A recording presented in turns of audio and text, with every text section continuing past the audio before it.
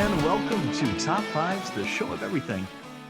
Top Fives, presented by the Sex Effects. I'm Joey Parati. And I'm Sean Day.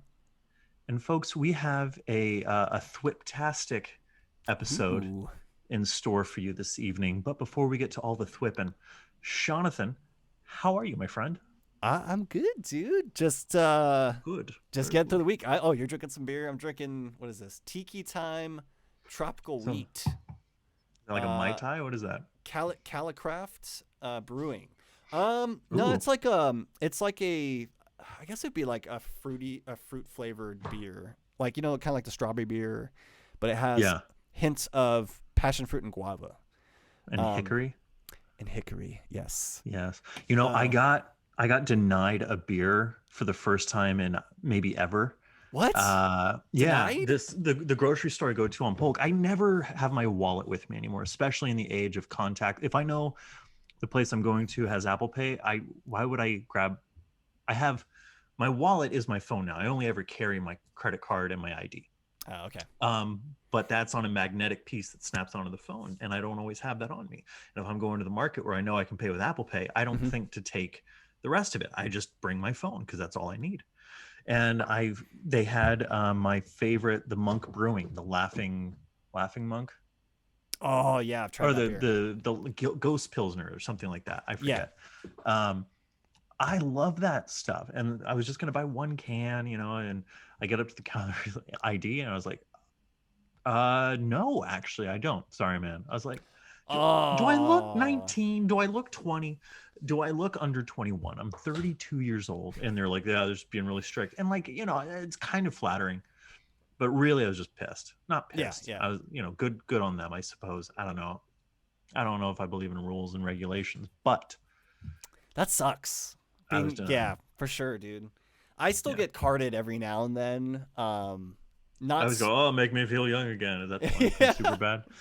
I like some restaurants, like I don't know, the few I've been to this year, I guess they've done it quite often, but for the most part, most places I get, like, maybe I go to a bar if it's like a busy night at a bar or something. I don't think they bother too much, but and this is gonna sound sexist, and I do not mean in this way, it's just an observation, but I seem to only ever see girls getting carded. I rarely ever see guys get carded, or it's usually, and again, this is just an observation from my experiences, the girl who doesn't have her ID on her. You know what I mean? I've never been in a situation where a guy goes, I don't have my ID, I can't have a drink. Like, and maybe that's very specific to me. I don't know. But I could see that. It's just, we're both in that age range now where it's like, do we really need to get carded? Or come on, especially like look at the crow's feet around my eyes. Like look at the lines in my forehead. Do I look young? Dude. Do I look like I have my whole world in front of me? No. Yeah. That's okay. Man. That's okay. So, they did a good job there at the Real Food Company. But anyway. Oh yeah, you're drinking a beer with hickory in it. Yes, beers. As far as this, just recently, I was in San Francisco this weekend. It was a really, really quick trip. I was supposed to leave on Friday, and then that fell through because of just being at work super late, and it was getting late. And I was like, do I really want to drive like in the evening? So I did one of those. I actually did it. I did the 5 a.m. leave at 5 a.m. get there at like just before noon or something like that on Saturday. Went with my girlfriend Odalis, which was really, really fun. It was cool. We went to the Ferry Building in San Francisco and just kind of chilled there for a bit and like did Ferry BART Building's train. a good time, dude. It was cool being on the BART train. I haven't been on BART since I saw Thundercat with my brother in early March of 2020. It's really quiet. And everything now, I don't know when the last time you went and they had this, but they have those the cards now. It's almost like the Clipper cards. The Clipper cards, which that's totally, it's not a new concept to me, but I didn't realize a lot of the public transit in SF now is on the Clipper cards. So that was really cool. I think I can get on the cable car with my Clipper card. That's what I saw. There was like all these, like, you could do this. And so, which, by the way, if you're listening and you're in San Francisco, got to point this out. The cable car is free until the end of this month. So we Oh, have really? 6 or 7 days left. I don't know if August is a 31 or a 30 Oh, that's day or cool. month. What was the Yeah, it's reason? very cool. Was there just a It's the specific? first month that they're back since COVID. So I have Oh, a track just up on Hyde. So I'm about a block and less than a block and a half up is, yeah. a stop. And it hasn't been running the whole time that I've lived here. I've Oh, lived here that's almost a crazy. year now. And yeah, so I've written it, whatever, twice now in the last couple of weeks. Once at work, um, my boss was like, let's all go get ice cream and pizza and then take the train back or the trolley back. Did that. And then the next time I was able to take it almost all the way to work. Instead Oh, of, that's cool. because I usually walk and I get very sweaty. Um, I bring an extra shirt. I sit there and I just for a little while, and drink water and nothing works. And I go to the bathroom multiple times and Patting yourself you know, down, all that stuff. yeah, and it just doesn't work. But yeah, so that was I was like, this is the most charming, like I need to really like appreciate this. And like I picture myself in 50 years. I rode the cable car to work, Yeah. like I That is a hope. I huge don't know. thing for San Francisco, especially with Yeah, the public it's transit. iconic. Yeah. That was cool. If I only knew that, because we were in the Embarcadero, and there was obviously a cable car area right there. I Um, love the Embarcadero. it's cool. I do kind of miss like walking around those areas in San Francisco. So we did the ferry building, and then we had planned emo night at the Independent in San Francisco.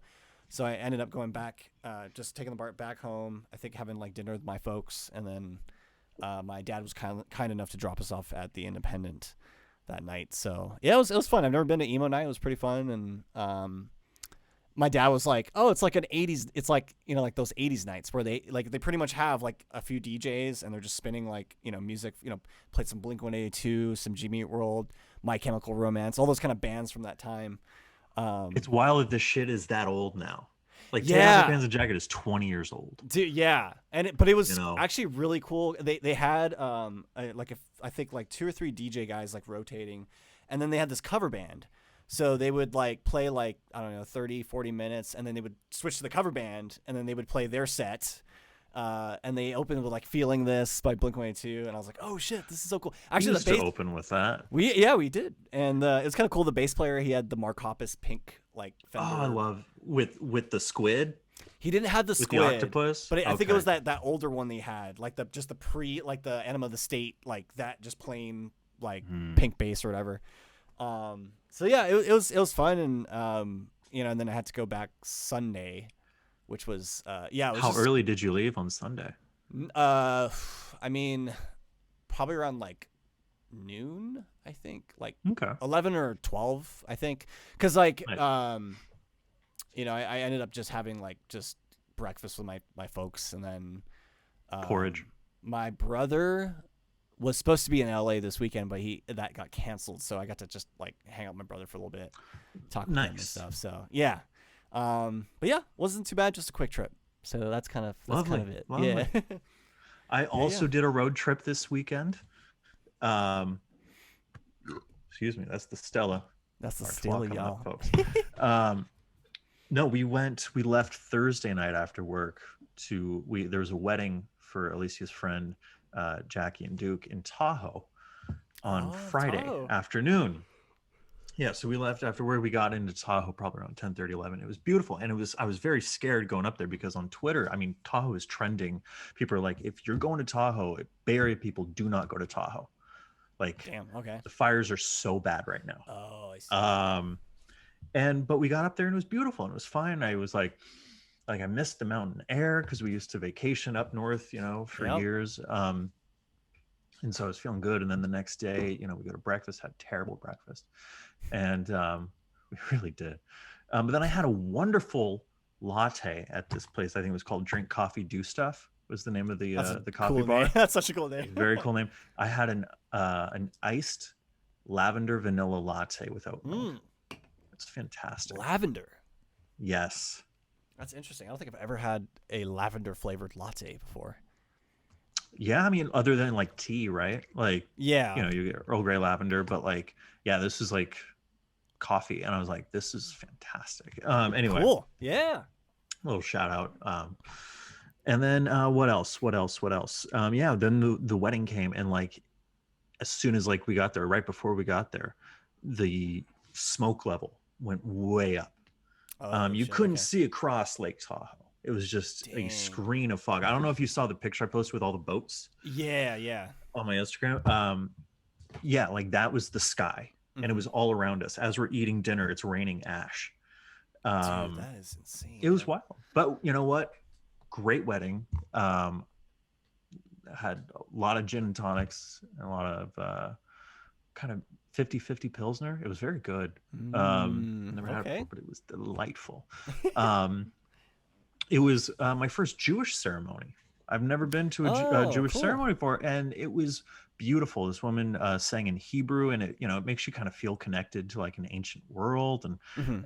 you know what I mean, because that language has been around for what 4, 5, 6,000 years. It was like, oh, this is. I was kind of really just kind of into the moment, and you see the scene in movies where people step on the glass and then muzzle top. Yeah. Yeah. Yeah. I never knew the meaning behind it before. Can you Do you please? know? No. I mean, can you please explain? Okay, Yeah. I mean, no, I forgot. No, the meaning behind it is that even on a perfect day, something is going to be broken or something is going to be wrong. That nothing that perfection is kind of unattainable. So take the bad with the good. Oh, okay. Or as my nana likes to say, Iga Gadishka. If someone spills a glass or breaks a glass or something, well, let us all be together again the same time next year. Hey. It was like, so I found that really kind of beautiful. And I got a yarmulke, so I've always wanted a yarmulke. Cool. Got one now. Um, this is me now. This is This me now. is me. And yeah, so the wedding ended around 10. Then we all met up at like a bar in Tahoe, Pete and Peter's, Okay. and had a few more drinks there. And my cousin Steven walks in, and me and him make eye contact, like, the fuck are you doing? Is that you? Is that you? What are you doing here? He was at a different wedding, same night, Same night. same dive bar. What the hell? Yeah. So I mean, that was why I see him, 2-3 times a year, only at like Easter and uh, uh, Christmas Eve. You know what I mean? So it was Yeah. like, Yeah. whoa, what are you? Him and his wife Catherine, they're just lovely, and they're both in the city as well. So I mean, it was just what a weird Coincidence. Yeah. yeah, What? yeah. I kind of had a similar situation this weekend. I bumped into one of Maddie, my friend Maddie, his friends, in San Francisco as I was like literally going back to the BART train, and his friend Dewey and his wife Casey. Dewey Cox. Cox. Dewey Cox.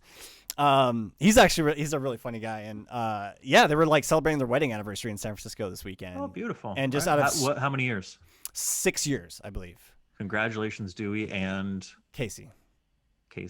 But yeah, like just random, like, oh, what are you guys doing here? You guys live in Los Angeles too, like, and they were just like, yeah, funny. We're here, we're heading to the Ferry Building. I was like, yeah, we just came from there. So, and it wasn't like, I didn't know they were going to be here this weekend, or and I haven't, obviously the pandemic, I haven't really seen these guys at all. So it's like, whoa. Yeah. It's like when you run into people at the airport and you're like, what? Yeah, where are you How going? did this happen? And they end up going like maybe the same place you're going. Yeah. And then you got to walk awkwardly. All right, I'll see you later. No, we're going the same way. Fuck. It's like, I same hate terminal? that. All right. That's like the worst. I just speed up my walk and act like I've really got to get something. All right, I got to go get something real quick. Yeah. All right, I'll see you. Bye. Yeah, and then we drove back Saturday. We took us maybe 4 or 5 hours to drive back. Picked up Marty. He's been a little sick, having some diarrhea. Oh man. So just kind of keeping an eye on him, and then met up with our good high school buddy Michael Monty, at Joe's in North Beach, and had brunch and walked around for a second, and then went on our merry way. It was lovely. It was good to see him. Monty, if you're listening, hello, sir. Hello, Thank you Monty. for meeting us. It was a good time. Glad I got to meet Lise. Glad she got to meet him. So yeah. Cool. We've had some Now eventful Weekends, man. I'm so ready for the events to just be over. I can't remember the last time I just woke up on a Saturday or Sunday with no plans No, yeah, and nothing to just do, right? like, you know, I'll leave the house or brush my teeth whenever I fucking feel like it. I feel you, dude. Yeah. Cause I mean, I know our show got canceled, but it's crazy. Like I would have been in. Oh yeah, let's tell the people. Oh yeah, our show got canceled, guys. Our The Thursday blind show, issue. August Yeah. 26th. If you were planning on coming, um, it's not happening. And if you're listening to this on Friday when the episode drops on one of our podcast streams, and you showed up to the show last night, I'm Sorry. really sorry. Maybe you should listen on Tuesday evenings when we do this live. Yeah, I would have been, heading out to San Francisco again for the weekend. And then what's That'd be crazy brutal. is I would have kind of a similar trip because the next day, Friday, I'm going to go see Coheed and Cambria and The Used play at this venue out here in LA. So, that would have been wild. Why? Yeah. Well, I want to go see the band. I made plans to see them, and it's at an amphitheater. Right. It's outside, and yeah. Coheed and Cambria. Yeah, I like the band. Okay. I've been wanting to see them live too. It's been a minute since I've seen them. They're on your. Oh, so you've seen them before? Sorry, never seen them before. Got you. I've seen the bucket list band. Like one of those bucket list bands, and right on. They're kind of the only, from what I've seen. I mean, I have maybe like one or two other shows, possibly. I mean, I'm hoping they don't get canceled or rescheduled. That's what I'm kind of thinking right now. But this is technically, aside from the emo night show, which I had to prove my vaccination and wear a mask the whole time indoors. That was crazy. I mean, if you had some drinks, you can have it off. But man, it was sweaty. Can I just say, and this may be controversial, I'm over the fucking masks, man. Like, I didn't mind it. I didn't mind it for a year or a year and some change. And then everyone got vaccinated. They're like, all right, you don't got to wear masks no more. I can't go back. I can't go back to a masked world after having that itch of freedom. Yeah, man. It's weird. It's like I get just sweatier now with the mask on. I'm talking. I mean, very clearly these are like my problems, very personal problems. But like, I'm just like I put up with this shit for a year and a half. Like, you told me I could take it off. Don't tell me to put it back on. Goddammit. Yeah. And I'll put it. I'll put it on before I go into a store and everything. No one wants to get Delta, but like, I'm no longer the type of person that's wearing the mask while I'm walking down the street. Like, no, I'm outside. I'm vaxxed. Yeah. Here we go. Under your discretion, right? So. Yeah. Yeah. That was interesting. Having to prove like my vaccination this weekend, and like, it's the first time I do that at Joe's. Oh, really? Yeah. So probably most eateries or something. Makes sense. And that's kind of and then I guess the COVID stuff affected our show because I think the Delta variant and obviously Delta. Maybe the amount of people that were gonna come or whatever. Like I guess the venue just didn't want to deal with that. That's my consensus on it, or like my what I thought was happening. So do not come. Yeah. Do not come. Do not come, guys. But anyways, yeah. But you know what? Hopefully, I know Joey's, sent us a few show dates and like, possible future show dates outside of the venue we were going to be booked at. So hopefully might happen. I really, I want to play the Milk Bar. I like that spot in the Haight. Seen St. Francis of the Wolf there a few times. But really, I just want to play. I just want to play. I just want to move. I want to shake my butt. I want to sweat. I want to get down. Yeah. Get down. I want people to sing along with us. I want to do this with the mic and like be like, now you. Yeah. Now you. Take off your mask. That's great. Whoa. God, that's me wild. Like rock stars, people throwing their masks up instead of like bras and shit. Stuff. Just like, oh shit, you see this mask someone threw me? Yeah. Yeah. Yeah, it's a different. That's a sad world. It's a different world right now. It's a sad fucking world. But hopefully one day we'll get back to the usual, super sweaty. Let's get back to a new normal, because this ain't it. This saying ain't it, y'all. Yeah, man. Other than that, Anyway. weekend was fun. Anyway, yeah. Yeah. Well, that's great. I'd say something happened that we kind of got to talk about. Oh yeah, that's right. Yeah. And of course, we're talking about the Middle East. No. Let's not touch that right now. Hearts and minds to everyone involved. But we're talking about Spider-Man No Way Home. The trailer dropped. Is that what you were going to talk about? Yes. Okay, good. There was like a leaked trailer apparently the day before or something like that. Yes. I didn't see it. I read a description of it. And then it finally came out. So, yeah. So, okay. I'm not going to say spoilers because we're talking about a fucking trailer. I'm not going to spoiler proof a trailer description where, it's really, and maybe this is just Marvel, big tentpole movies, but I'm really getting sick of the trailer before the trailer. If you click on the Spider-Man No Way Home trailer before it plays, you get about 2 seconds or 3 seconds of footage, and then it's like, okay, now official trailer. And it's like, just get into the fucking trailer. Yeah, just play the trailer, dude. Yeah. What the fuck? Yeah. It's like because you get spoiled on like what's going to happen. Trailer for porn. Yeah. No, you don't need that. Jesus. What a redundant kind of thing. I feel you. Yeah. Anyway, Shawnee, you're always the more positive one, so I'm going to let you take it away.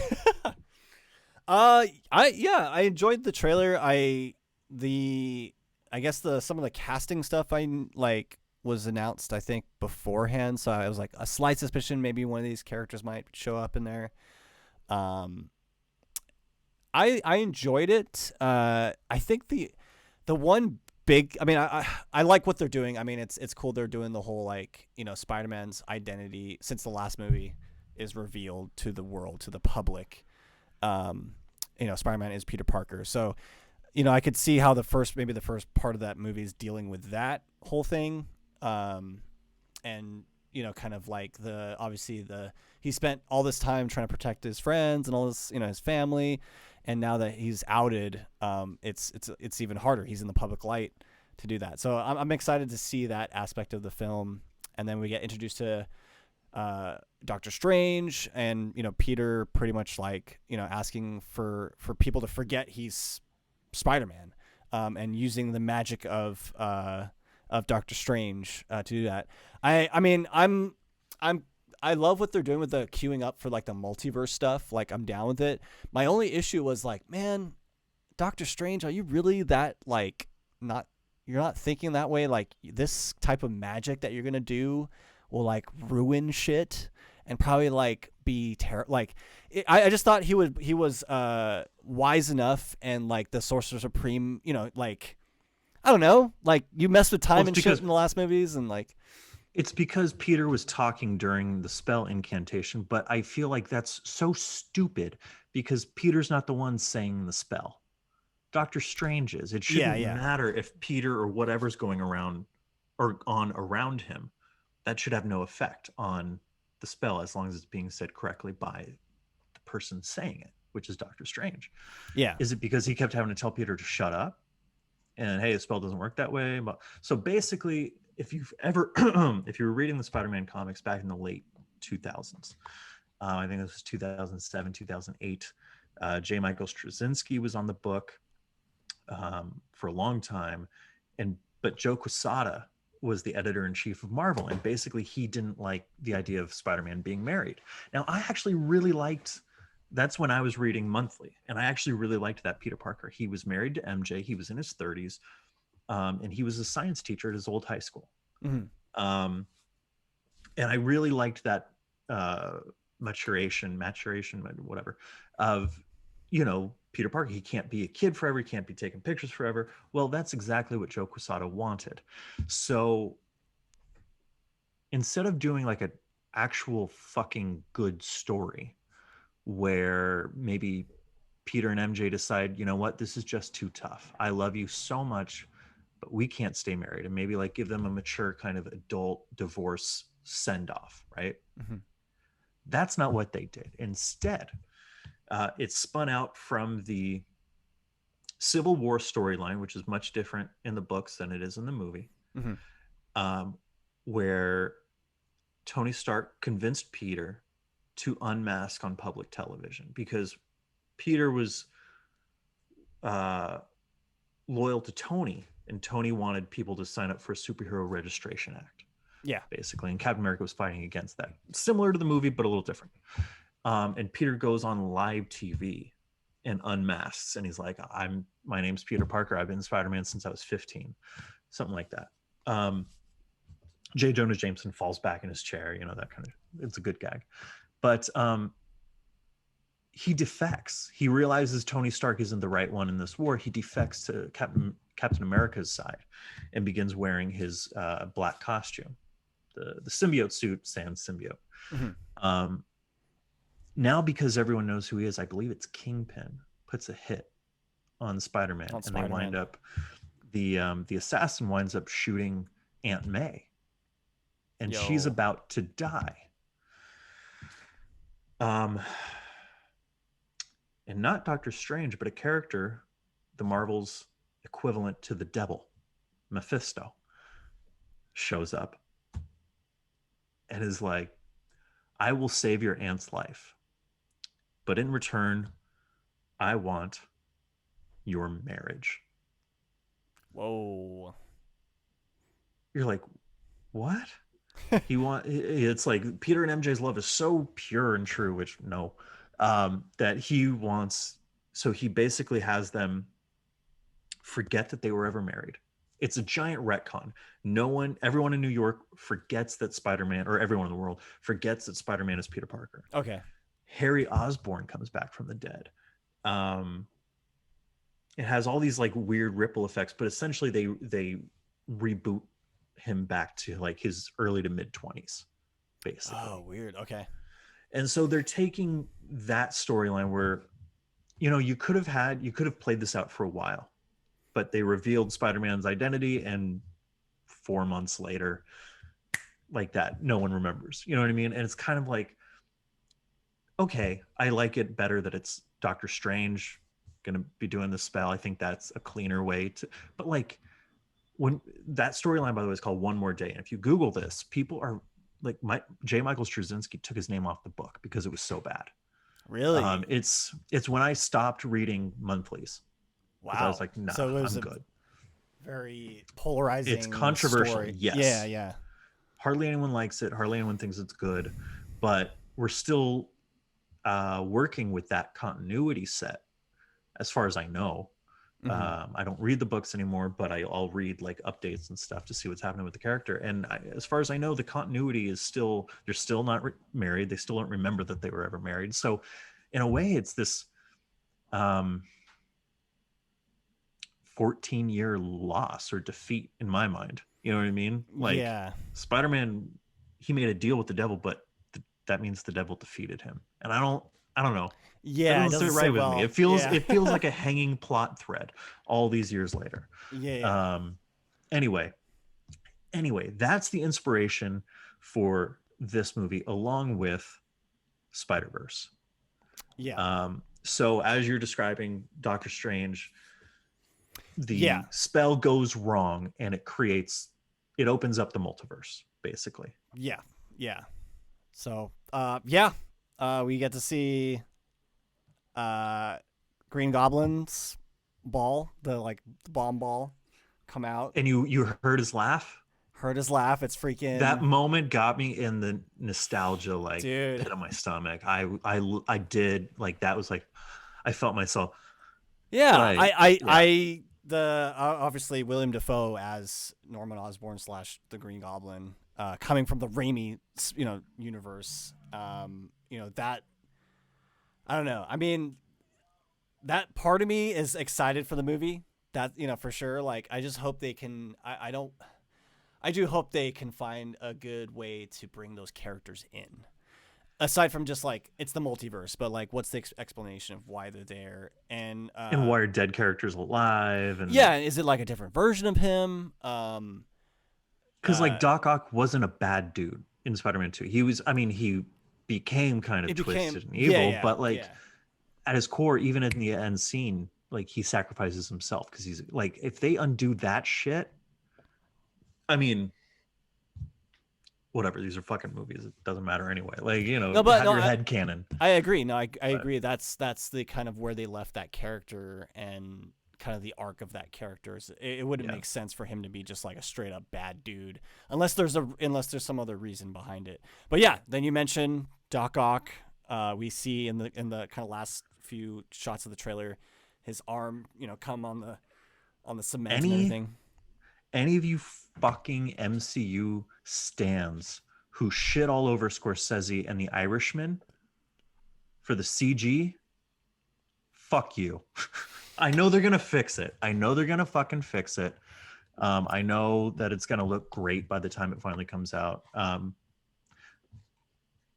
I need to say that. No, you know what? I actually didn't notice until like I saw I rewatched the trailer and I was like, kind of pausing it or whatever, like, oh shit, what's this? But those two characters, if they show up, I'm in, man. Like, I want to see how they can incorporate the, this multiverse. And I don't know if you watched the rest of Loki. No, I don't want to get into it. Okay, I guess I'll kind of spoil it. Spoilers for Loki. Don't spoil it. Okay, never mind.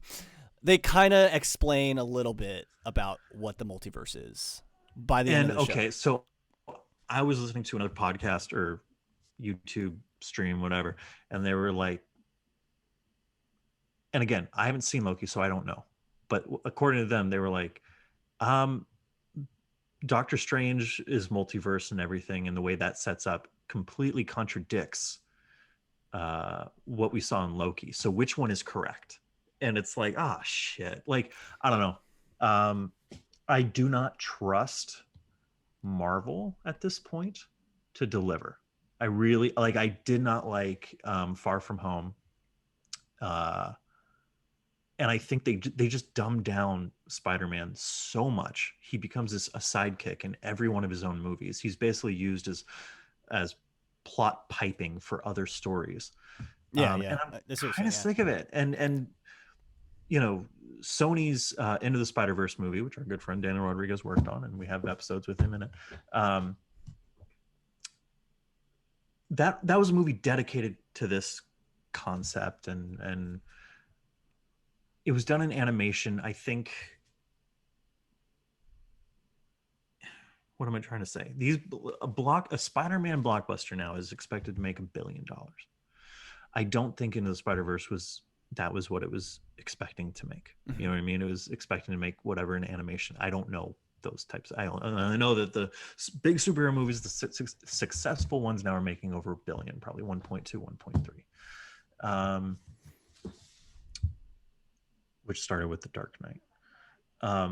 But yeah, so I think in a smaller, what I'm trying to say is in a smaller movie with a more focused or concentrated audience, you can be smarter. You can be more, whereas these big blockbusters for the general audience have become so dumbed down. You know what I mean? Mm-hmm. And I don't trust Marvel to give us a good interpretation of the Spider-Verse if that's the route they're going. I think it's just going to be fan service, because it's not just MCU, it's Disney MCU. You know what I'm saying? And you look at the way they treated Star Wars and all this stuff. I'm just I'm not confident right now. I hope I'm wrong. I hope I'm really wrong, but yeah, we're gonna have to. I guess time will tell. We're gonna have to see what happens. Yeah. It's just one trailer, but it's just one trailer. The Green Goblin moment, with the bomb and the laughter, made my culo just contract. And I mean, yeah,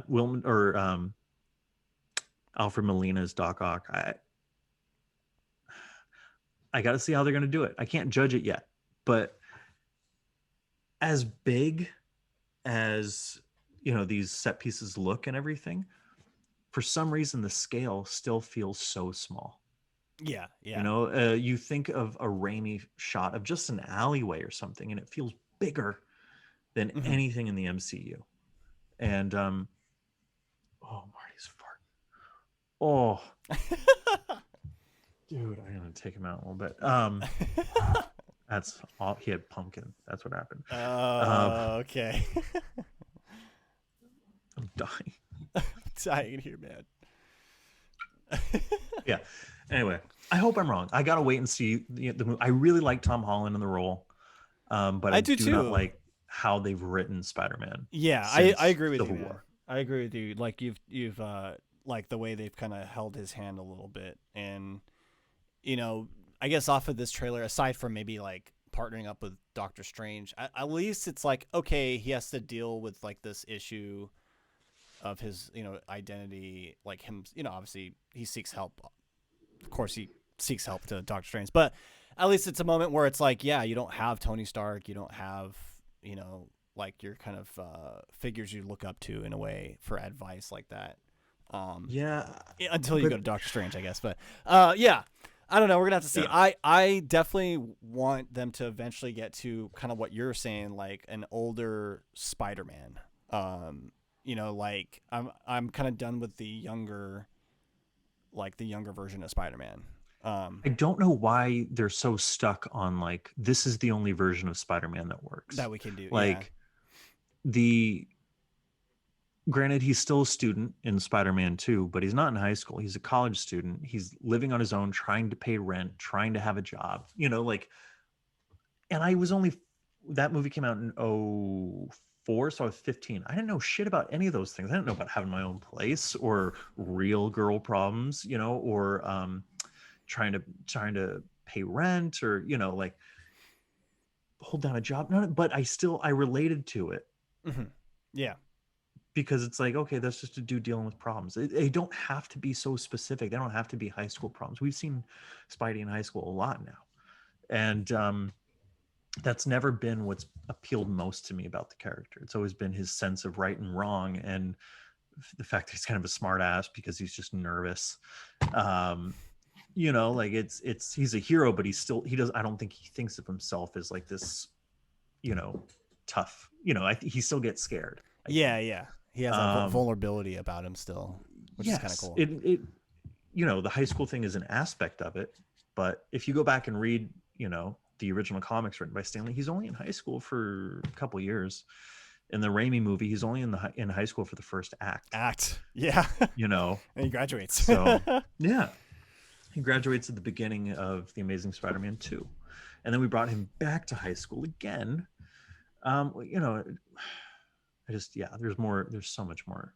They keep relegating him to sidekick, and it's bumming me out because even after Far From Home, they were like, oh no, now that Iron Man's gone and he's kind of assumed that role, now he'll be the fully fledged Spider-Man that we know and love. Clearly, that's not the case. Clearly, he's still just a bumbling kid. Mr. Whatever the Strange or whatever, whatever his name is, Stephen Strange. Yeah. Benedict Cumberbatch looks like he's wearing like a very cheap wig. Yeah, his makeup was a little interesting. I was like, what the fuck? Like, how? These are the most expensive movies being made right now. Why do they look so fucking cheap? Yeah, I feel you on that. I mean, I know why. They blow it all on the CG, but even the CG looks drab. Yeah. No, I agree, man. I guess time, we'll have to see what the movie holds for us.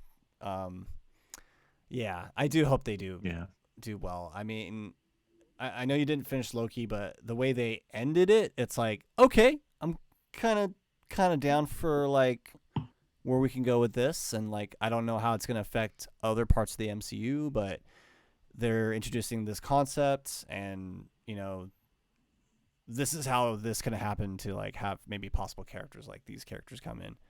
But weirdly enough, it does seem that like the happenings of Doctor Strange and Spider-Man kind of breaking the multiverse, like those aren't in direct relation to what happened in Loki or what happened in WandaVision, where there might be moments where they're affecting stuff with the multiverse or at least explaining that. So I'm not really sure what, I guess the ending of the movie and what that's going to entail as far as like, are they going to like break open the multiverse and like, we're going to just now for the rest of these movies moving forward for the Doctor Strange movie, are we going to have like characters like these come out, or what's the direct like result and consequence? Who's I wouldn't say who's responsible, but like what is the kind of the main event that really kicks open this door of like these characters coming out of the multiverse, or if they do kind of an Into the Spider-Verse kind of thing. So they haven't really answered that yet, I think. I don't know if Spider-Man No Way Home will answer that, but it's obviously introducing us to that concept of like, these characters can be back, come back. You could possibly maybe even get a different version of Spider-Man, if that's the case. Which all that's still rumored. We'll I would see how it plays I would still out. lose my shit, dude, if I saw Tobey Maguire in the movie. It needs to be done well. But that's the thing. Don't blow it up. earn my shit losing if you do it well. If it's just Ready Player One where you're just throwing shit on the screen because you can, or NBA Jam, or not NBA Jam, excuse me. The Space Jam. Space Jam 2. Yeah. Like, fuck you. Don't insult my intelligence. I feel you. I feel you, dude. Yeah. No, that's I totally agree. That's gonna be the big one. Is like, how are you gonna treat this? How are you gonna introduce this? So, but yeah, Joey, this brings us to our top lists, our 2 lists for tonight. It does. I don't even know where to start because they're obviously Spider-Man centric lists. So yeah. I mean, what's more important, villains or movies? And when we say villains, we're talking movie villains. Fuck, man. Like, what do we want to end with? I don't know, because the villains sound kind of fun. Because the villains do sound kind of per individual characters. Yeah. Versus like a movie in its entirety. How about we'll start with the Spider-Man movies? How about that? I would be honored. Let's do this. Let's go. Would you like to go first? Would you like I to go first? Joe, you go first. All right, I'll go first. Number 5. This is going to be a controversial choice because people are going to be like, "What?" I'm going there, baby. Spider-Man 3. Yo, okay. Now, this was one of the biggest cinematic disappointments. We were there in the theaters, man. Like that shit sucks. I remember seeing my cousin Mickey and Brandon them coming out of the theater after us. Like, we saw like 5-minute separated screenings or something, and I was screaming. I was so angry. I was like, what the fuck was that? Because you have to understand, Spider-Man 2, like, I wouldn't say it changed my life, but that is a near perfect film. I thought so then, I think so now. And everything was teed up. You take the next logical step with Pete and MJ. You take the next logical step with Harry. You maybe stretch his arc out over the whole movie. He's the emotional payoff that you're going to need to do. You're going to throw Sandman in there. Okay, I understand why. Good. The Avi Arad, the Venom stuff was added by Avi Arad, the producer, who convinced Sam Raimi. He's like, we need to have Venom. He's a fan favorite character. You've got to have Venom in this fucking movie. Mm-hmm. Raimi has taken full responsibility. He's like, I didn't believe in all the characters, so I shouldn't have done it. Because Venom does really throw off the equilibrium of this movie. However, there are things in it that even aren't tainted by Venom that are just ridiculous and stupid. And however, the movie still has like a lot of inventiveness in the way that it's shot. It's one of those almost guilty pleasures where it's not bad, but it's almost so bad it's good kind of thing. Like some of Tobey Maguire's facial expressions, I'm just like, who is that? What is that? Yeah. And the action is still really good and fun to watch. I could watch a Sam Raimi movie on silent and still enjoy the hell out of it because of the way he shoots. No one really does it like him. For just little jokes and things like that we've talked about, anyway. Spider-Man 3, even though it is a huge disappointment, one of the biggest disappointments of my life, at least at the movies, I have a soft spot for it. It's grown on me over the years. Nice. I might have to do a rewatch. As bad as we all I might have to take do a the piss out of rewatch. it. Yeah.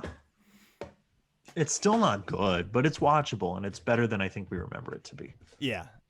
Like that gut reaction in the theater. Number 4, the opposite effect I've been having with this movie. I enjoyed the hell out of it in the theater. I saw it twice in theaters, but I've not really dug it since Spider-Man: Homecoming. Homecoming. Yeah. I liked Homecoming a lot. I liked I actually did like the high school stuff in this movie. I thought that was done well. The humor, the characters. Um, I think Zendaya, she's not Mary Jane, obviously, because her name is Michelle, but she plays a character called MJ, resembles nothing, and I don't mean physically, I just mean character-wise, resembles nothing of the Mary Jane or MJ from the comics, but I enjoy her take, and I enjoy how dry she is and how kind of not rude, but she's so dark and kind of deadpan. Mm-hmm. And it was kind of fun to see her play that. Michael Keaton as the Vulture is great, and there's a twist later on that I thought worked really well. I was not looking for it, and it kind of hit me over the head when I saw it in the theater. But yeah, I really enjoyed Homecoming. I remember I saw it opening night, and then the next morning I got the call from my mom that my nono had passed away, and it was one of those movies where I told my ex at the time, I was like, can we just go watch this movie? Like, you know what I mean? It's going to make me feel better. It was a comfort when I needed it. And for that, I'm like, I really like Homecoming. I don't think it has aged well. But I still hold it in fairly high regard. Yeah. So, yeah. Nice. Number 3, the top 3, this is tough because really any 3 of these could be the top spot. Truly. Okay. But yeah, number 3, I'm going to go Into the Spider-Verse, and that's just it only lands at 3 because it's so new, and I don't have the well, no, it's probably the most personal attachment we have to any of these movies, actually. But yeah, I love this movie so much. It looks beautiful. The dynamic between Peter and Miles is so good, and so there's such a big heart. This movie is all just one big beating heart, and I love it so much. Yeah, I wish we're higher, but the other 2 go back even further for me. Yeah. So number 2, I'm going to go with the first Rami Spider-Man movie. We've told this story, I'm sure, a million times on the podcast, but I remember working was it the crab feed or the spaghetti pasta dinner? The spaghetti dinner at OLM, Our Lady of Mercy in Daly City. We were 7th graders. And, what a weird time that was too, because 9/11 had just happened. I don't know. So we're these kids, and we get tipped for being waiters for the night, and we all have like 20 or 30 bucks. Probably not even that much, probably more like 15 bucks or something. And we all went to, there used to be where the Best Buy is now at the Metro Mall near Saramani, used to be a theater. And we went over there.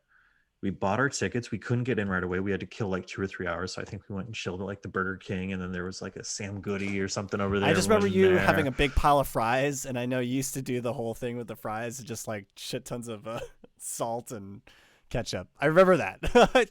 We're in line, and we're just eating fries. I've always been very, very healthy. So, yeah. So, yeah, I think I bought like a George Carlin DVD too. But anyway, I remember seeing this movie in the theater, and it was the first time I'd ever noticed a director's name before, or recognized a director's name. Because a year or 2 earlier, my cousin Mickey had gotten us into Army of Darkness, and then from there, Evil Dead 2. And I was a big fan. And so, yeah, seeing directed by Sam Raimi, I went, fuck, I know that guy. He did those. And that's the first time that's ever happened to me in a theater. And weirdly, like, I'll never forget that moment. You know what I mean? And I just remember having such a good time. It's such like a perfect origin story. Like, people like to kind of take this movie to town now and like point out its flaws and shit. But I think it's a very well constructed, well acted, Yeah. campy in just the right amounts. I adore this fucking movie, and I even brought my little brother Matt to see younger brother, to see it like a day or two later. Yeah, Spider-Man. Spider-Man. I said, Spider-Man. I said, no. Um, the thing about MJ is, no. Oh my god. And number one, obviously, I've pretty much have already given it away. Spider-Man 2. Um, Spider-Man 2 is maybe the ultimate superhero movie, at least, about puberty. Okay. Bear with me on this. Like, maybe not puberty, but like, coming into your own and kind of really, mm-hmm. like the love story in Spider-Man is very, oh, neighborhood boy loves neighborhood girl. And by the end, he learns that he has to put responsibility over MJ. I remember that too. That was one of the first instances in a movie where the guy walked away from the girl. The hero didn't get the girl at the end. He chose the responsibility over that. And that stayed with me. And that, they don't just rehash that. They go as deep as they can into that in Spider-Man 2. It's all about him and MJ and them being in love with each other, but him not trusting her, but not trusting the situation that she'll be safe. Yeah. And they just don't know how to express themselves to each other. They don't know how to just say, he can't just tell her he's Spider-Man. Mm-hmm. So there's so many good moments with that. It's a movie about anxiety. He's the whole movie, he's losing his power to thwip, to shoot out webs. And the doctor, there's nothing physically wrong with him. It's the doctor even tells him, it's all mental. He's experiencing self-doubt. Yes, and with that anxiety. And these aren't things that you would normally see in a superhero movie. And even like, you would think those kinds of themes and stuff would be perfect for a high school Peter Parker produced by the MCU, and yet they don't touch that stuff ever. Mm-hmm. You know what I mean? He might be like, oh, I like this girl and I don't know how to talk to her, but it's like, this is my big problem with like Far From Home, is like the movie begins and he's in love with MJ.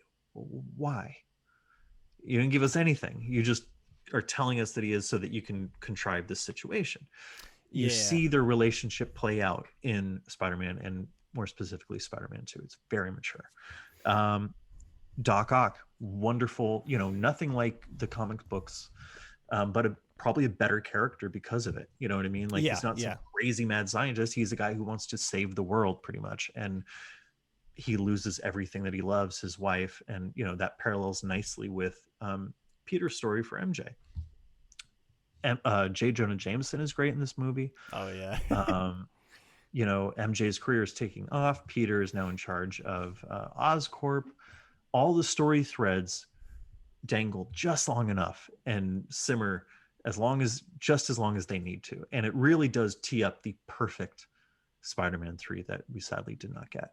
But I love Spider-Man 2 so much. It holds such a special place in my heart. I think I was going through like a high school breakup when I saw it, so it was like really like hitting me. Spider-Man 2. Spider-Man 2, man. And a killer game that went along with it. Yes, thank you for mentioning that. Yes, it was so good. Dude, I like your list. I was surprised Spider-Man 3 was on it, because I was like, oh, I don't know. It's I don't know, because at the same time we haven't really talked to Spider-Man, like our thoughts on just kind of like the movies, and like obviously seeing them in theaters when we were younger, and then like now, kind of looking back at them, we can kind of see them a little differently. I have a very similar list to you, man. Let's hear it. Obviously, Spider-Man 2 for my number one. Right on. I think we have kind of a very same kind of feeling about it. I did like how you broke it down though, as far as like the aspect of Spider-Man and the responsibility over kind of his some of his personal love interests and other things that are going on in his life, That is a big theme that, you would think a character like that would be struggling with most of the time is that kind of role of, and I could see them probably doing this in that third installment with No Way Home, like him struggling, but it's like it doesn't feel earned. Will they though? Yeah, it doesn't feel as earned as this. So because he there's so many opportunities for him in very much so in like Far From Home, where he just doesn't really take that responsibility to the next level. Yeah. So I mean, Spider-Man 2, I mean, like, Sam Raimi behind it, and again having the kind of villain character, Doc Ock, becoming someone that you see them from the beginning, and you see the kind of person they are, and then how they end up, and even at the end, obviously in the end, kind of coming back to that person as a character and as someone who can see the good in people. So it was very strong, and I think that's what I don't know. I don't want to say compare it to a lot of superhero movies, but it's just like it reached that good balance of all those things, and it has the label of Spider-Man and all that stuff in there, and the look of it, but it is a solid movie as far as like being able to attack some of those topics in there that you wouldn't really maybe see in a superhero movie, especially in maybe the MCU today. I'm gonna go backwards. Number 5. Yeah. I didn't like this movie at first because I was like, oh, this is so weird. This guy's too cool to be Peter Parker. But I did put The Amazing Spider-Man. All right. So Andrew Garfield playing The Amazing Spider-Man. I don't know. I do like. I mean, there's likes and dislikes, I think, on all the ends of just who's played Spider-Man, like Tobey Maguire and Andrew Garfield. I thought he was too cool to be Peter Parker. He wasn't like a nerd or anything like that. Not at all.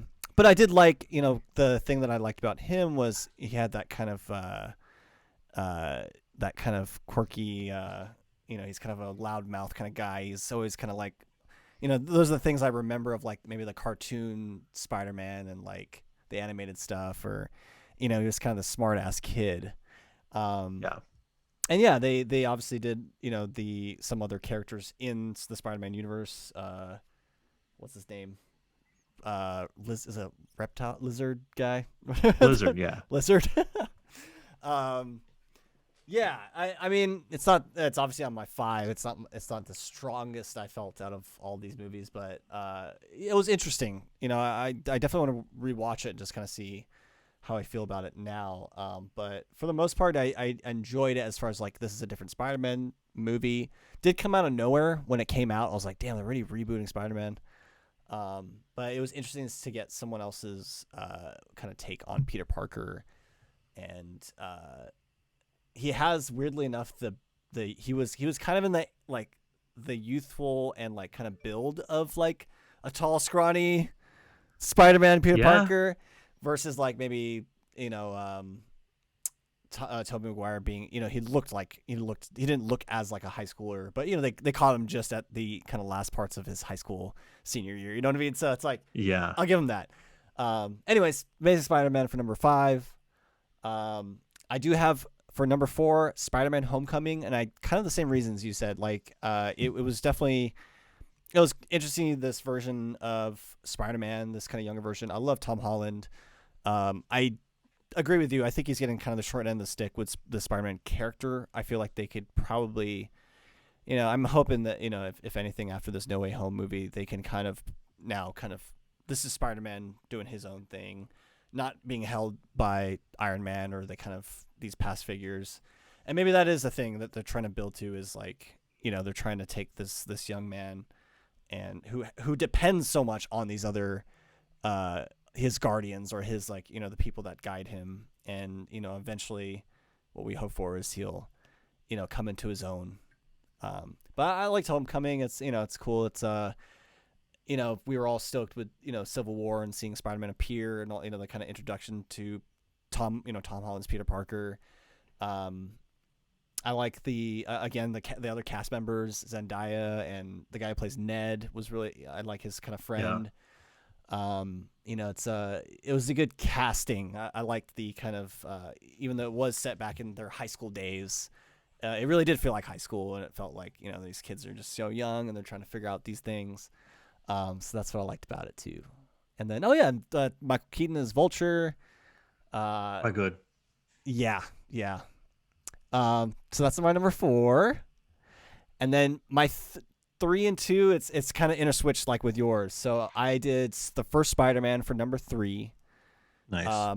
Again, like you said, the kind of origin story. I really liked this version of Spider-Man as far as just like getting to just see where he came from, what his motivation was to become Spider-Man and to take up the mantle and to become this person, maybe not even knowing it at first.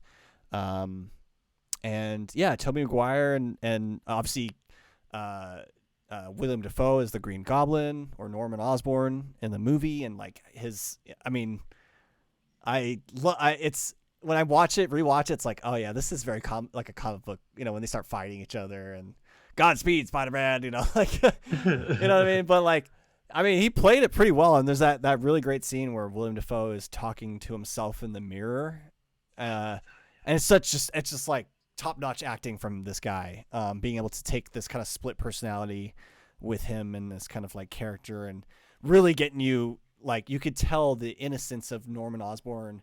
He's still in there somehow, and he has this kind of like helpless tone about him, but he's still being kind of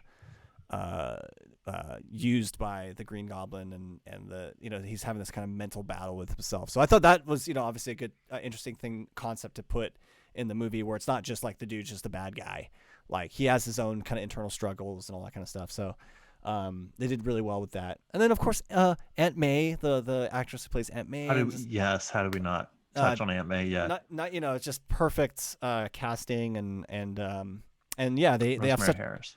Oh, dude, they have such like you could tell the I believed they were related. They were related to each other, and have lived together. After Peter's family died or whatever. So, the casting was great, and I think that's why I still enjoy the movie, and it's just a fun time.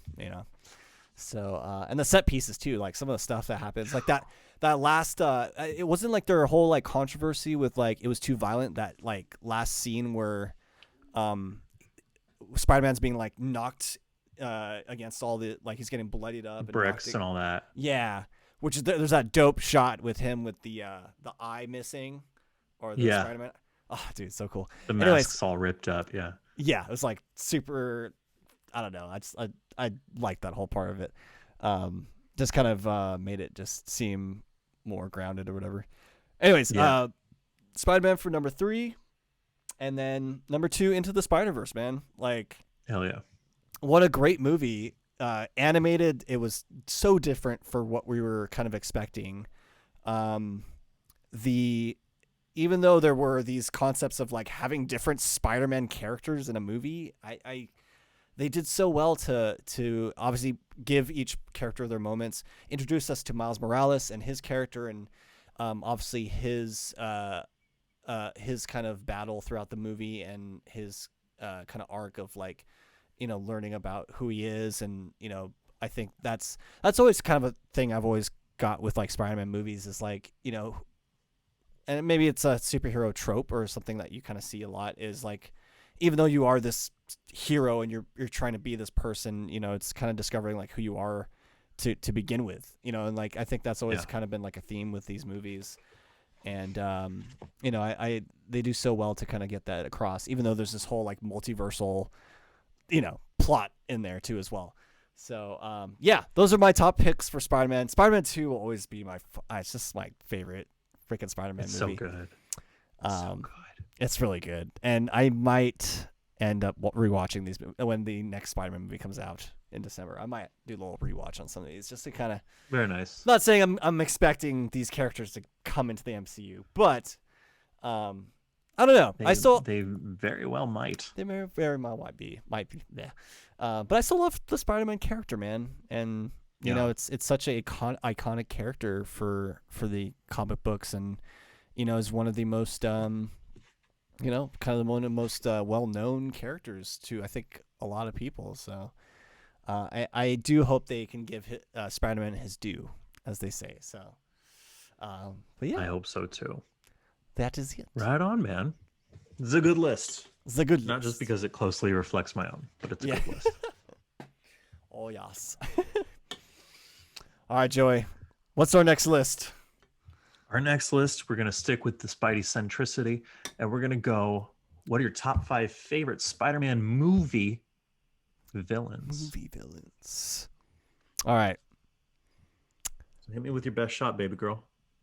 I'm gonna go number 5. I wasn't big on the movie, but I did like this kind of like different take on this character. It's Mysterio, played by Jake Gyllenhaal in Far From Home. Yes. Yeah, I obviously an interesting casting choice, I think, for someone to play Mysterio. I don't know if I heard. I'm sure with the trailers, eventually it's like, oh, Jake Gyllenhaal's in this movie, but yeah, I think the Mysterio character and kind of having him as this kind of special effects kind of dude and manipulating things around the scene, and spoiler alert, he eventually reveals, Peter's identity, and that goes down. But they try to connect them to. I'm trying to remember if they connect them to the Starks, I think, or not Starks. Or yeah, they do connect them. The Starks, yeah, in a way. So I do like it when they. I mean, I know we got to stop connecting everything back to Iron Man and all that stuff, but I don't know. I still liked how they integrated him into the story. The kind of special effects, kind of like I like that aspect of it. It was different. And visually, like, yeah, the character look. I mean, it looked like the Mysterio I've seen in, obviously animated series and comics, and the design of the character looked very very like Mysterio, and he's always been like that one character that I've always been drawn to from like the villains of Spider-Man. I might not know too much about him maybe through the comics or anything, but he just has that very like iconic look of just that ball and everything. So and I don't know, Jake Gyllenhaal has definitely grown on me as an actor, and taking on like he's great. Like a role like this was definitely different, and I thought he did a pretty good job doing it. So number 5, Mysterio. That's a great pick. Thank you. He is absolutely the best part of that movie. He is for sure. And then number 4, I've got the Sandman, played by Thomas Hayden Church. The movie wasn't that great. However, I actually liked what they did with this character, even though, I wouldn't say we needed him, although they end up explaining that he was kind of in relation and responsible for his Uncle Ben dying. I hated that. That might be my least favorite thing of Spider-Man 3 is that retcon. Yeah, because wasn't there another guy that shot him in the first movie, right? Yeah, I mean, it's just much cleaner. It's just such a cheap fucking way to make them connected. Yeah. I did the one redeemable thing I liked about this character was the a lot of his motivations were because of his daughter, and it's that struggle of like he became this kind of, obviously, the Sandman and this kind of being, and without really knowing what it would do to him, and obviously that it goes back to like, I don't know, like the Frankenstein kind of tropes, and stuff of like you're a monster, and not really knowing, you don't have any control over the situation you were in, kind of thing, but you have to, people have to see you as this kind of person. But I don't know, maybe those things like stuck out to me a little more with his character. And he's and the actor playing him, just kind of a, definitely a very demanding kind of like, that kind of character. Yeah. So anyway, Sandman for number 4. Number 3, I've got Michael Keaton as the Vulture. There we go. In Homecoming. I actually like this. I know it's another thing he's connected to this, Tony Stark and him collecting all the technology from, the Avengers movies. But I did like that aspect. He created his suit, from this kind of technology, this alien technology, and the one of my I was still taken back by this reveal is when they reveal that he's the father of. A very good reveal. That is a very good reveal. And so it just shows like, yeah, this man's a family man. You know, he's still looking out his family, but you know, of course, he's getting to some shady shit that he shouldn't be doing. And it makes for a good villain when you have that kind of personal connection, and it's someone that is in your circle, obviously, and of course, seeing Michael Keaton in another comic book, you know, not playing the Batman, but actually playing a villain in this movie was very fun to see. So yeah. Right on.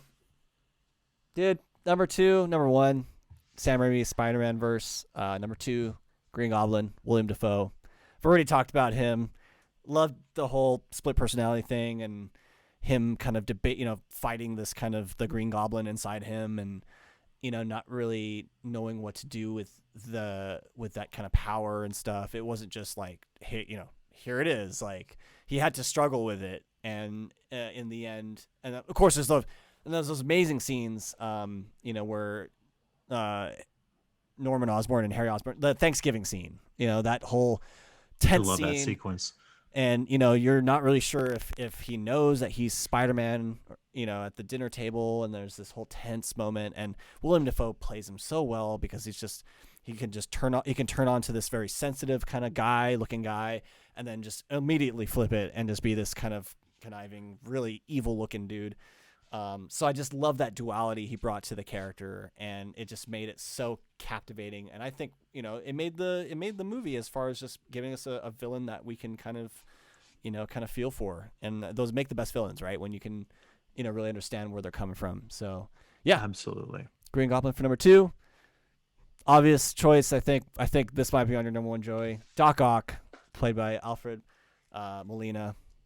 Again, very similar to William Dafoe's character, and they gave you a story of this character, this arc, where he is not necessarily a bad guy, and maybe his motives are, you know, just trying to further science, and you know, obviously he was a family man, or at least, you know, he loved his wife so much, and yeah, and you know, just being driven mad by, you know, his work and the control of the robots over him, and yeah, I mean, he was just such a standout character, and he had so much depth and character to him, and I truly believe that's always going to make for the best movies and best villains in movies. You know, you have to have someone that you can again really feel for, and not just like dislike them because they're evil. You know, you have to kind of be like, well, I understand where you're coming from, man. Like, but that's, you know, that's probably not the way I would handle it, or, you know, you should go ahead and do it. So, yeah. That's why I'm very afraid for No Way Home, because it's like, are we going to be getting a simplistic, just straight villain characterization? That's what I'm afraid of, because it's like you don't have time in these movies with all these characters to give the villains the time to develop. You know, you hardly have any time for any of the characters to get any real development, because you got to have a scene with Doctor Strange, you got to have a scene with Peter in this one and that one, and then, you know, it's like no one's developing, everyone's just referencing. Yeah, I really do hope that's gonna really make or break the film, I think, for that. Yeah. And I do hope they either find a way to incorporate some of that personality and some of the thoughts. Like, I want to hear from, like, if anything, if it's like this character's here and maybe we don't get that much time with him, but, you know, I want to hear, you know, his thoughts on his struggle with, you know, obviously his wife, you know, dying because of, you know, his work and stuff. Like, I want to at least get some of that in there, you know, at least in the movie, because that's what made him so intriguing and so such a great villain. So you're totally right, man. That's gonna really make or break the movie, I think, for me, and I think a lot of fans too, because a lot of fans, you know, seeing the trailer, I think a lot of people are like, oh, I'm excited because this character's in here. But I think you're right. I think that's going to be a huge thing. It's like, is this the same character? And I would be a little disappointed if they're like, this is a multiverse version of the character. He's not the same guy. It's like some different. You know. Like, then what's the point of bringing back the fucking actor? Exactly. Yeah. So anyway, I don't know. Anyway, so those are my top 5 Spider-Man movie villains. Joey, what are your great list? What are your top 5 movie villains, dude? Great list because we have almost the exact same Dude, list. Number 5, I put Mysterio / Sandman. I'm gonna go with Sandman just because I do want to mention his rebirth scene. You know, when he becomes Sandman. Oh yeah.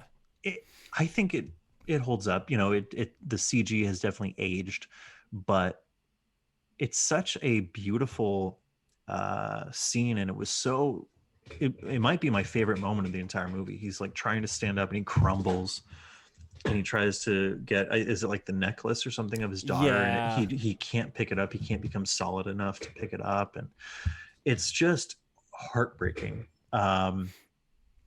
And beautiful and kind of triumphant all at once. So there you go. Yeah, I forgot about that scene. That is a cool scene.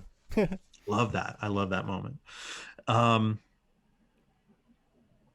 Number 4, I'm going to go Vulture as well. Michael Keaton. The reveal was really great. He sad we didn't get the Ben Kingsley or John Malkovich version that was going to be in Spider-Man 4 because those guys look like the Vulture, but Keaton did a phenomenal job. Keaton is great. Keaton's great. Never thought we'd have such a cool Vulture in a movie. Because you know what the Vulture looks like in the comics, right? Kind of like legit like a vulture, right? Like, or he has like a like nose and bald guy with beak nose, but he wears this like green unitard with like feathers around his neck and like wings, and he literally like flies, and like he kind of looks like Michael Keaton in Birdman. Oh, okay. Actually, yeah. Number 3, I'm gonna go Kingpin from Into the Spider-Verse. Oh, okay. Another movie where yes, they have a ton of characters, but they give every single one their due, and that includes Kingpin. You know, it's been a while since I've seen the movie, but I believe he's created this multiverse, or opened the portal or whatever to the multiverse to get his wife back. Isn't that his family back? Yeah, his family back. Yeah. So even they give fucking Kingpin some humanity, which is beautiful, great.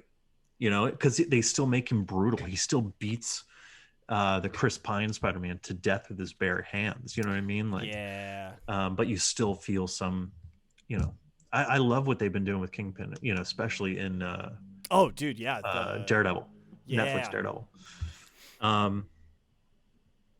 Number 2, Green Goblin, for all the reasons that you mentioned. Willem Dafoe plays him to campy perfection. He's fantastic. He's so good, and so expressive with his voice, with his eyes, with his physicality. It would be funny if he wasn't so scary. You know what I mean? Because he really is frightening. He is frightening, man. That face when he makes that specific face for it, man. That's why whenever I see him in other movies, sometimes I can't like unforget that face. Yeah. I mean, he's great. Brutal. He's great. And, I mean, I think Lighthouse was like probably the last movie I saw of his. Same, yeah. But he should have been nominated for Lighthouse. Yeah. And he was kind of really terrifying in that movie to some degree, but yeah. Number 1, we share Doc Ock. I mean, yeah, he has so much humanity. I always think about that moment at the end of the movie where he's like, remember what you taught me? Intelligence is a gift. And he's like, yes, to be used for good, or, whatever. It's like, it's such a, I love what Alfred Molina did with that character. I really love what they did with that character because in the comics, he's just kind of a mad scientist, if I'm not mistaken. Mm-hmm. But yeah. Dude. Yeah, we have such high hopes now for this movie. I don't, but I'm glad that you do. Well, I have high hopes as far as like, man, I just hope they just do this character right. If he's ever going to exist anywhere else in the movies, I do hope they give him his due, as they say. So I hope so too. We shall see. We shall see. We shall see. Sorry.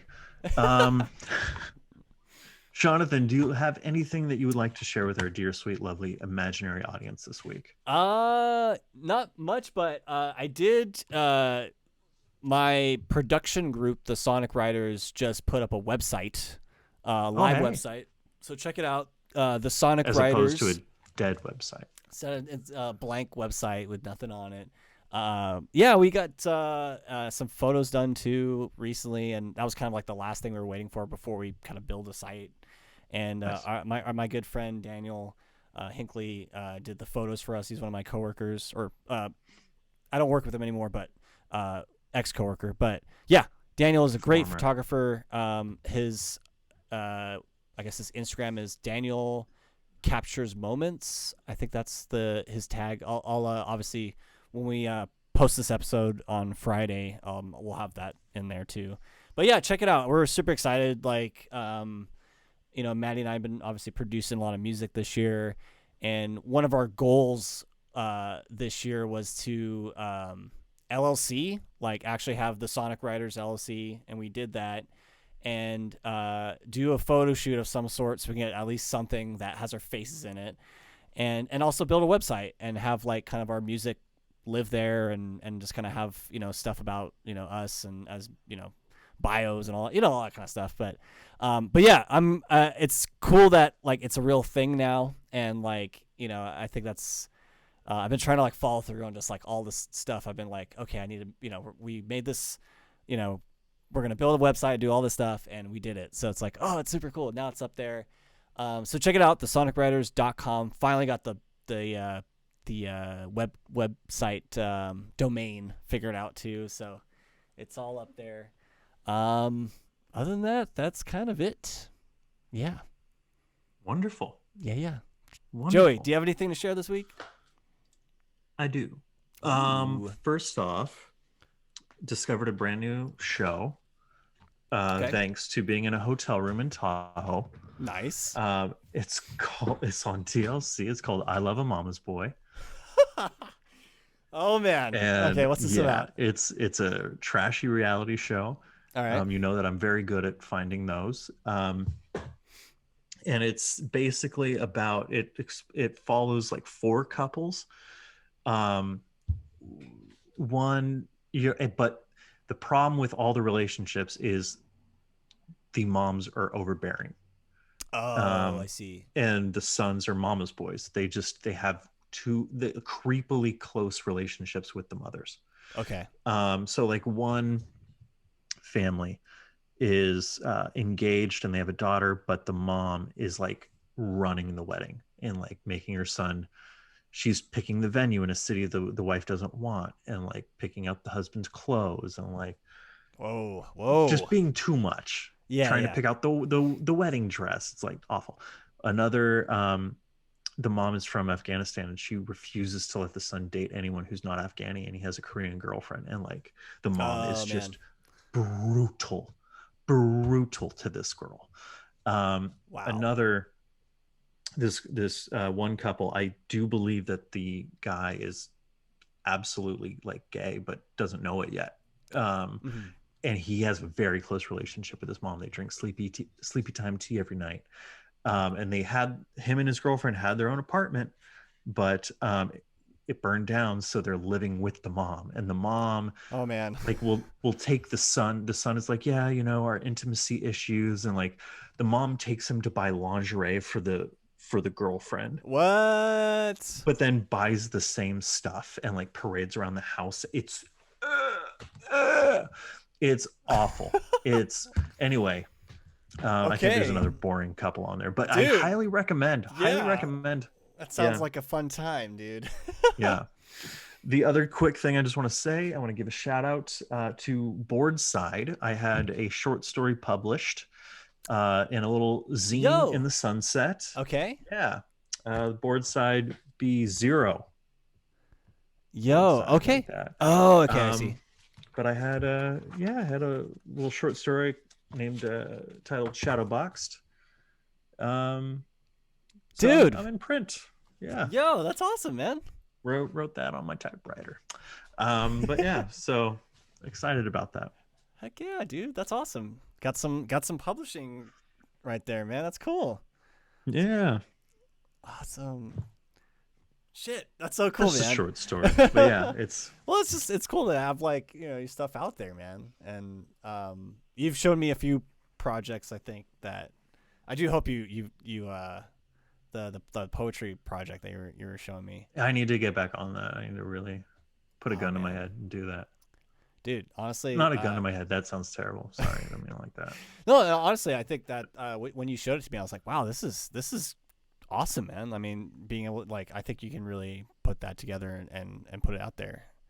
But it's always a process, right? Trying to figure out, what to do with it. And I'm trying to release my own music this year too. So your own what? You cut out? Oh, I'm trying to release my own personal music this year, and then of course alongside with Blind Issues as well. We got some goals to hit this year. So, but I don't know. I feel like that's like the thing this year. It's like just get stuff out there. Why not? So, yeah. But yeah, dude, that's awesome, man. Hell yeah, man. Congrats on the. Is it a magazine? You said, or is it a magazine? A little zine. Zine. A zine. Okay. Yeah. That's cool, man. Board set it. Yeah, I gotta remember the 0. Yeah. I'll follow those guys on Instagram. I'm in issue 3. But nice. So there we go. Jonathan, I have another question for you. Yes. If you've got time. Yes. What's up? Where can we find more of your work on the internet this week? Oh, you guys can find me on Instagram at Shonday Music. I hesitated for a second on why. And in light of me with sonicwriters.com launching, I actually revamped my website again since I have new photos and stuff now. So yeah, you can check my website out, shondaymusic.net. I'm very happy with it. It looks a lot better than my last one. So I'm gonna check that out. It's honestly, dude, websites. It's all about the stuff. You just need stuff to put on it. And if you don't have photos and text and whatever, then it's just an empty website. So I'm glad. I'm really again. Thank you, Daniel. My I think on Twitch he's actually the Vault Hunter 42. He followed us a few days ago. But yeah, photos look great, and I'm really excited just to have just a place where I can put my portfolio and stuff. And I want to put more music up there. I definitely want to have some. Music players, because I used to have my site like that, so I'm gonna go put when we release the Blind Issues singles, have them on a little player when you visit the site. So very nice. Still in progress, but check it out if you guys can. Yeah. It looks good, man. Thank you. Yeah. Thank you. Yeah. Joey, where can we find you? You can check me out on my website. I'm sorry. Hold on. A truck was passing by. He distracted me. Okay. You can check me out on Instagram and Twitter at JoeyProddy and on my website, joeyproddy.com. You can check out the show at Top 5 Pod. That's TOPFIVE 5 POD on Instagram, on Twitter at gmail.com, on YouTube, on Apple Music, SoundCloud, Anchor, Spotify, all the good stuff. We're on Facebook, Top 5 Podcast. Please give us a like, give us a listen, give us a follow, give us your love, and we will give you all the webtastic love in return, y'all. Whip, whip, whip. Until next time, I'm Joey Prod. And I'm Sean D. Thanks for listening.